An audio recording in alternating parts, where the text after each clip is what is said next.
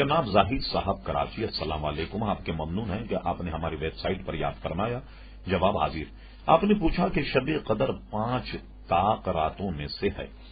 جبکہ 27ویں شب کو شب قدر کیوں کہا جاتا ہے؟ محترم، بات یہ ہے کہ اگرچہ یہ بات بھی متفق ہے کہ شب قدر جو ہے وہ رمضان کے آخری عشرے میں طاق راتوں میں آتی، لیکن صرف اتنا ہی نہیں بلکہ بعض حدیثوں سے یہ ترشح ہے کہ شب قدر پورے سال گھومتی ہے، کبھی رمضان میں، کبھی شعبان میں، کبھی رجب میں، اس طریقے سے۔ لیکن مشہور قول یہ ہے کہ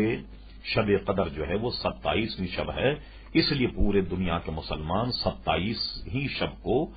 شب قدر مناتے، جبکہ بعض علماء نے یہ بھی لکھا کہ یہ پورے سال میں گھومتی ہے، تو اس کو پانے کے لیے آدمی کو چاہیے کہ ہر وقت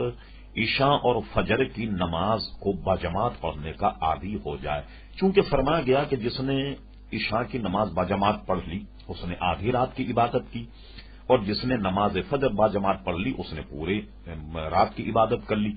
تو عشاء اور فجر جب اپنے اوپر لازم کر لیں تو یہ شب قدر کسی مہینے کسی دن بھی آئے تو آدمی کو اس کا ثواب جو ہے وہ حاصل ہو جائے گا۔ اور اس میں شک نہیں کہ بے شمار بزرگان دین کا معروف قول یہی ہے کہ شب قدر 27ویں شب ہے، اور اسی پر انحصار کر کے تمام دنیا کے مسلمان 27ویں شب ہی کو مناتے۔